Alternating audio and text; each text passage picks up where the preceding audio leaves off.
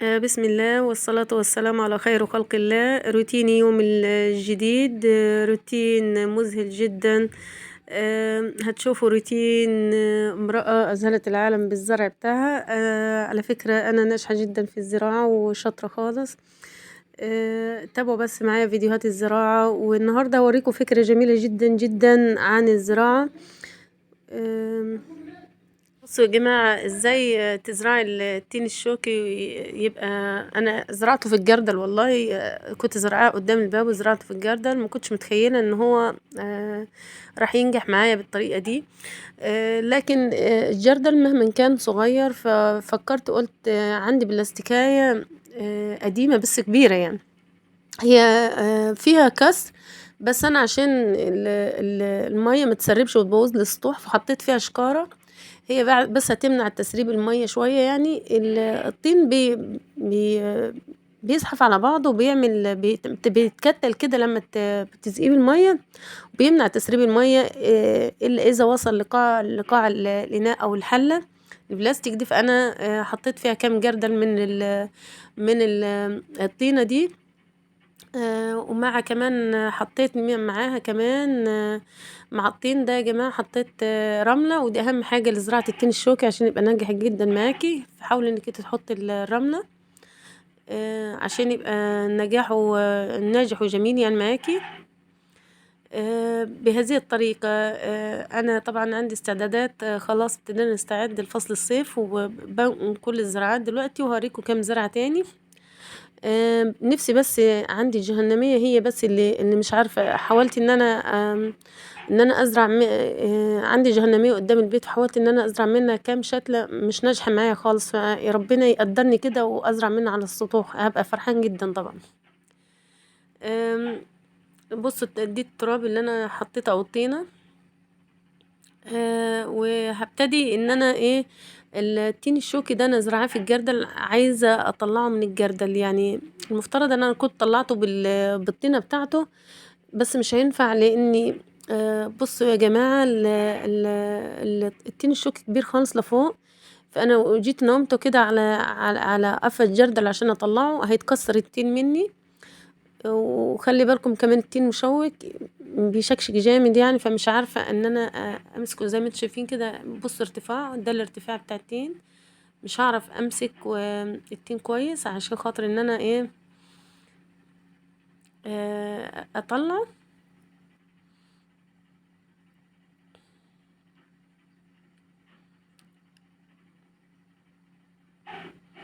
محاولات مستميتة للسيطرة على الوضع، انا وراها برضو لحد ما اخلعها بالراحة. اهم حاجة عشان ما تكسرش الزرعة بتاعتك.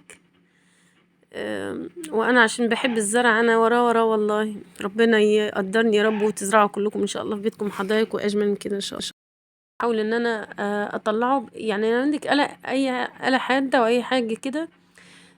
الجذور لقيتها اتعمقت وكبرت قوي في الجردل، ومع ان انا زرعاها السنة اللي فاتت عملت كام عقلة وكام ورقة لفوق. كمان لما يطلع الصيف ان شاء الله هتلاقيها تكبر اكتر من كده. فبحاول ان انا ايه اطلعها بقى. اخيرا سيطرت على الوضع. شايفين التينة الشوكي كبيرة ازاي وجذورها عميقة جدا. بس هفتلاها في حفرة عميقة وادفنها كده يعني، مش عميقة قوي. وقعدت اليوم كله اطلع في الحلة. لا يعني بس الوسط كده. التين الشوكي من الحاجات وهبتدي المغذية اعمل جدا جدا اعمل في جدا التانية برضو وصحي في جدا الزرعة جدا، التانية ومن الأكلات لحد ما الجميلة اخلعها الفواكه بنفس الطريقة الصيفية برضو. الجميلة. فأنا الزرع بخلي مش بالي واحدة جدا ولا اتنين ولا ان تلاتة، انا أنا ما زرع اكسرش كتير الزرعة يعني على بتاعتي السطوح. وتتكسر عشان هوريهم ما لكم تبصش كلهم إن مني. شاء الله. بس الزرعة دي حبا للزرع عشان اللي انا بعمله مستخسرة ده، لأنها لان كبيرة، انا ما فقلت بحبوش مش أكيد إن هصبر شاء الله عليه. على بداية الصيف كده هتطرح. فقلت لازم أنقلها. الجدر بتاعها ماسك بطريقة يعني شديدة قوي، والجدر كبير قوي. بعمل اخيرا الزرعة التانية بقت في ايدي. هحاول ازرعها التانية، بس انا فكرت قلت اجيب شوية رملة بزيادة يعني واقلبهم في التربة، عصاية عشان الرملة مفيدة جدا إيدها رفيعة للنباتات من دي بالذات يا قدام. جماعة. وبعد كده هزرعهم هما الاتنين مع بعض. وبحاول أعمل محاولات أهي بس عشان ربنا يسهلها كده وتطلع ما تتكسرش يعني. مش عايزاها تتكسر، مش عايزة الدنيا تبوظ معايا. بحاول أعمل كذا محاولة عشان تبوظ معايا، عشان ما تبوظش معايا يعني. اللي عنده فكرة لو حد بيحب الزراعة، وأنا زرع الطماطم هوريهولكم دلوقتي، جميل جميل جميل يعني. مش عايزة أقول لكم قد إيه ناجح وقد إيه مفيد وصحي وشكله حلو خالص على السطوح. أنا جربت السنة اللي فاتت وإدي نتيجة حلوة أوي أوي معايا. فرحت السنة دي زرع كمية كبيرة خالص على السطوح، وهوريكم إزاي طرحة وإزاي يعني مليال الدنيا فوق السطوح. هتعجبكم خالص والله. بس خلاص كده زرعنا الزرع بتاعنا في التربة الطينية المختلطة بالتربة الرملية، وزقناهم وعلى العال الدنيا اتظبطت وبقت على العال. ان شاء الله لما يثمروا هوريكم الثمار بتاعها. شكله تحفة، شايفين ازاي زي الاطفال كده واقف. انا بعشق شكله، وشكله جميل جدا والرسمة بتاعته جميلة جدا. فانا بس اهم حاجة بحاول ان انا اثبت التين في البلاستيكية بتاعتي، او بحط له كميه من الرمله وكميه من الطين، بحيث بيبقى ثابت ما يترنحش مع الهواء عشان ما يتخلعش مني والجدر يتعرى مني. وبنضف طبعا الحته اللي حوالين الزرعه بتاعتي عشان تبقى نظيفه. اهم حاجه في الزرع بتاعي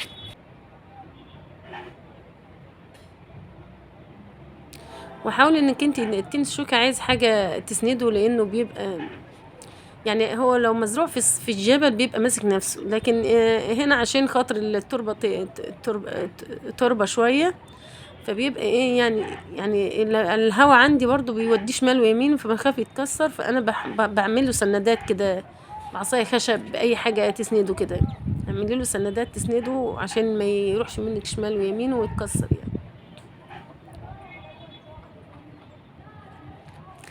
ادي الشكل. بصوا بقى على الزرع بتاعي، هوريكم دلوقتي جولة على السطوح بتاع بيتي. بص الورد اللي انا زرعاه في كل حتة، وادي صبار تاني برضو وتنشوكي. بصوا الطماطم انا زرعاها ازاي، بصوا الطرح بتاع الطماطم جميل جدا، والطرح كمية يعني في حاجات صغيرة، طماطم صغيرة خالص، بس انتم مش شايفينها، مش يعني عشان الخضار كده والشمس مش قادرة اوريها لكم. دي كل الطماطم اللي انا زرعاها. بصوا كده، بصوا الطماطم طرحة ايه، كميات من الطماطم والله. برضو عشان اللون اخضر ولون الاسمار اخضر فمش ظاهر، لكن هي والله كمية كبيرة جدا طرحات طماطم. ولسه الازهار على فكرة، كل اللون اصفر ده كله هيطرح معاكم. وادي التين الشوكي بعد ما زرعته، شايفين شكله جميل ازاي، عامل زي الارنب، شكله جميل قوي بيعجب الاولاد قوي. فانا حطاه في حته مشمسه جدا عشان الاسمار بتاعها يعني بكره بعد الاسمار يبقى حلو، ما يبقاش قليل، لان هي نبات شمسي والنبات صحراوي، فبيبقى محتاج درجات حراره مرتفعه، ما بيبقاش محتاج رطوبه يعني. ودي الطماطم اللي انا زرعاها يعني حاجات جميله جدا. استفادي من الشمس دي نعمه كبيره ربنا اداها لنا. وحاولي كمان انك انت تستفادي، هتفيد وتستفادي في ظل جو الاسعار اللي احنا فيه ده. قالك بعد ساعة ما ترن عليها مش هتضطري. بعد ما خلصت الزرع نزلت انا على المطبخ، كان عندي بص هوريكم طريقه جميله جدا جدا لسلق الكرنب، ايا كانت الكرنبه اللي عندك، كميه الكرنب. اولا افضل فصل او افضل شهر لتخزين الكرنب هو الشهر اللي احنا فيه ده، يفضل انه شهر طوبه كمان عشان ما يجلدش معاك ويبوظ. يعني لو انت هتخزني كميه حاولي تخزنيها في الفتره دي. بصوا يا جماعه، بهذه الطريقه، بطريقه سهله جدا وطريقه جميله. هدور بس القلب بتاع الكرنبه بالشكل ده وهطلعه وبس، وهنزل الكرنبه. اهم حاجه انت تخلصي من القلب كله من الداخل، وهنزل الكرنبه كلها في الميه المغليه. وهتشوفوا دلوقتي ازاي تفردي الورق بتاع الكرنبه بدون ما اي ورقه تتقطع ولا اي حاجه، وبسهوله جدا وطريقه جميله جدا. كمان في فيديوهات قادمه هوريكم ازاي تقطعي الكرنب وهو من غير ما تسلقيه، من غير اي حاجه، بطريقه سهله خالص. معلش هنا الفيديو مش واضح قوي، يعني مش عارفه ايه اللي حصل للكاميرا، جت عليها نقطه ميه ولا بخار ولا ايه.